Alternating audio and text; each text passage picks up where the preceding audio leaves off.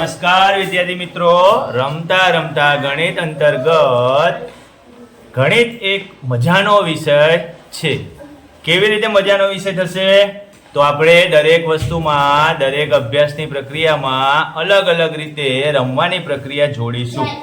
બાળકોને રમવામાં મજા આવે છે, તો રમવાની જ્યારે વાત આવે ત્યારે એના મગજમાં અલગ અલગ પેટર્ન ક્રિએટ થાય છે. તો આપણે થોડા અંકો સાથે 1 થી 100 માં આવતા અંકો સાથેની અલગ અલગ પેટર્નો જોઈશું. ચાલો વિદ્યાર્થીઓ, આપણે 1 થી 10 સુધીના અંકોમાં આવતી વિવિધ પેટર્ન જોઈએ. ચલો, સરસ મજાની પેટર્ન છે, તમને મજા આવશે. જો અવાજને ધ્યાન રાખો. આ પેટર્ન, આ 1 થી 100 સુધીનો ચાર્ટ છે. એની ઉપર મેં આ કટિંગ કરીને એક પેટર્ન બનાવી છે. એને હું ઉઢાડી દઉં ચાદરની જેમ. એને બહુ ટાઢ હોય છે ને, આ ઉઢાડી દીધું. શું વધ્યું ભાઈ? 2, 12, 22, 4, 24. એટલે કે જેનો એકમનો અંક 2 હોય, જેનો એકમનો અંક 4 હોય, જેનો એકમનો અંક 6 હોય, જેનો એકમનો અંક 8 હોય, જેનો એકમનો અંક 0 હોય, એવી બધી સંખ્યાઓ વધી. આપણે એનું શું નામ આપી દઉં? બેકી સંખ્યા. આને શું કહેવાય? 2 ની પેટર્ન. જો બધામાં બબે ઉમેરતા જાઓ. 2 ને 2 4, 4 ને 2 6, 6 ને 2 8, 8 ને 2 10, 10 ને 2 12, 12 ને 2 14, 14 ને 2 16, 16 ને 2 18, 18 ને 2 20. બધામાં બબે આપણે દેડકાની જેમ કૂદકા મારતા જવાનું છે. આવી પેટર્ન તમે 3જા 4થા ધોરણમાં અભ્યાસ કર્યો છે. આ વધુ સરળ રીતે તમે સમજી શકો કે 2 નો ઘડિયો પણ આ રીતે બનાવી શકાય. ચલો, 2 પછી 3, 2 પછી 3. આ 3 ની પેટર્ન છે. જો સરસ મજાની ક્રોસમાં પેટર્ન બને છે ને?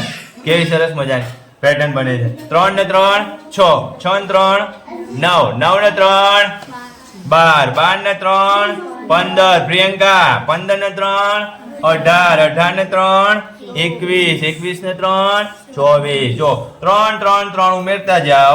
1 થી 100 સુધીના આટલા અંકો જે છે એ 3 ના ગુણક કહેવાય. શું કહેવાય? 3 ના ગુણક કહેવાય.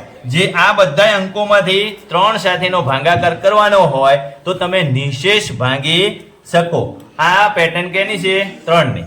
આવી જ રીતે તમે 3 નો ઘડિયો પણ બનાવી શકો. ચાલો, હવે 3 ની પેટર્ન પૂરી થઈ. હવે 4 ની પેટર્ન જોઈએ. 4 ની પેટર્ન પણ જો એક એક ટુકડામાં 1 by 1 ગોઠવણી થાય છે. ચોકડા ઉપર સેટ કરી અને આપણે મૂકી દઈએ. ચલો, 4, 4 ને 4 8, 8 ને 4 12, 12 ને 4 16, 16 ને 4 20. 4 4 ના કૂદકા ક્યાં જોયું તો આપણે?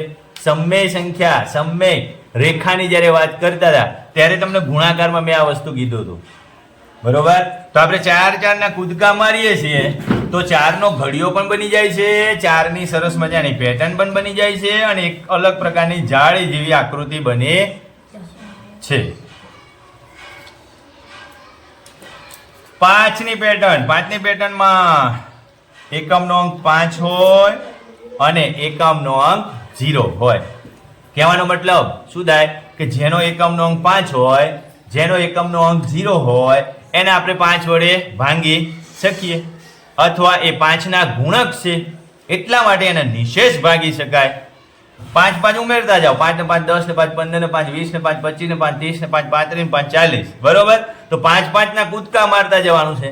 એ જ રીતે 5 1 5, 5 2 10, 5 3 15 એમ ઘડિયો પણ બનાવી શકાય. આ પેટર્નની મદદથી તમે એ સમજી શકો કે 5 ના ઘડિયામાં 5 5 ઉમેરતા જાઓ, 3 ના ઘડિયામાં 3 3 ઉમેરતા જાઓ, 4 ના ઘડિયામાં 4 4 ઉમેરતા જાઓ તો તમે સરળતાથી આ પેટર્નની મદદથી ઘડિયા અને વિવિધ પેટર્ન શીખી શકો.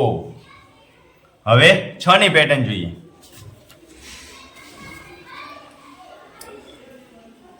આ છે 6 ની પેટર્ન. સરસ મજાની જાળી જેવી પેટર્ન છે. જે અંકો દેખાય છે બધાય 6 વડે ભાજ્ય છે. એ બધાય 6 ના ગુણક છે. એ બધા અંકોને 6 વડે નિશેષ ભાગી શકાય છે. જો 6 માં 6 ઉમેરો 12, 12 માં 6 ઉમેરો 18, 18 માં 6 ઉમેરો 23. 6 6 ના કૂદકા માર્યા છે. આના દ્વારા આપણે 6 નો ઘડિયો પણ બનાવી શકીએ છીએ. ઓકે, તો આ પેટર્ન 6 ની થઈ. ચલો 7 ની પેટર્ન છે. 7 ની પેટર્નમાં હું જાડે જેવો જે ભાગ છે 100 ના ચાર્ટ ઉપર ગોઠવી દઉં. કયા અંકો વધ્યા ભાઈ? 7 ની પેટર્નમાં આમ ક્રોસમાં અંકો વધે છે. 7, 28, 49, 70, 14, 35, 56, 77, 98. આ બધા જે અંકો દેખાય છે એ બધા 7 વડે નિશેષ ભાંગી શકાય તેવા અંકો છે. 7 ના ગુણક છે. 7 ના અવયવી પણ કહેવાય. 7 ના શું કહેવાય? અવયવી પણ કહેવાય. આ પેટર્નની મદદથી આપણે અવયવો, ઘડિયા, અવયવી એવી વિવિધ અંકો વિશેની માહિતી મેળવી શકીએ છીએ.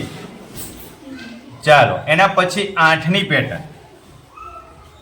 ચલો હવે થોડા પ્રશ્નો તમને પૂછું ભાઈ કે 8 ની પેટર્નમાં તમને કયા અંકો દેખાય છે? તો કે 8, 16, 24, 36, 40, 48 એમ આમ ક્રોસમાં સરસ મજાની પેટર્ન બની છે. બધા 8 8 ના કૂદકા મારો. 8 ને 8, 16 ને 8, 24 ને 8, 32 ને 8, 40, 40 ને 8, 48 એમ 8 8 ના કૂદકા મારવાના. તો આપણે 8 નો ઘડિયો બનાવી શકીએ, 8 ના ગુણક મેળવી શકીએ, 8 વડે નિશેષ ભાગી શકાય એવી બધા અંકો મેળવી શકીએ અને 8 ના અવયવી પણ મેળવી શકીએ. છેલ્લો અંક છે 9. 9 ની કેટલી સરસ મજાની પેટર્ન છે. 9 બહુ પવિત્ર અંક છે. 9 એક વિશિષ્ટ પ્રકારનો અંક કહી શકાય. કેમ? તો કે 9 સાથેના જો અંકોનો ગુણાકાર, 9 નો 9 કૂદકો મારો તો 18 થાય, 18 માં 9 કૂદકો મારો તો 27. હવે જોજો બધા બે અંકોનો સરવાળો કરો 9 જ થશે. જો 1 + 8 9, 2 + 7 9, 3 + 6 9, 4 + 5 9, 5 + 4 9, 6 + 3 9, 7 + 2 9, 8 + 1 9, 9 + 0 9, 9 ને 9 18, 18 1 + 8 એટલે 9. કેવો છે? એકદમ વિશિષ્ટ પ્રકારનો અંક છે ને. 9 ના જે પણ ગુણક મળશે, 9 ના જે પણ અવયવ મળશે એ બધા પોતપોતાના અંકોનો સરવાળો કરો એટલે 9 મળશે. 9 ના ઘડિયામાં જો 0 1 2 3 4 5 6 7 8 9. ઊંધા ચલો 0 1 2 3 4 5 6 7 8 9. ઉપરથી નીચે સુધી અને નીચેથી ઉપર સુધી. એટલે સરસ મજાની આ પેટર્ન બને છે. એ ખાલી 9 માટે જ શક્ય છે. તો 9 નો ઘડિયો, 9 ના અવયવી, 9 ના ગુણક આ બધું કઈ પેટર્ન પરથી શીખી શકીએ આપણે? તો કે 9 ની આ સરસ મજાની પેટર્ન ઉપરથી. Okay, thank you. બેસી જાઓ.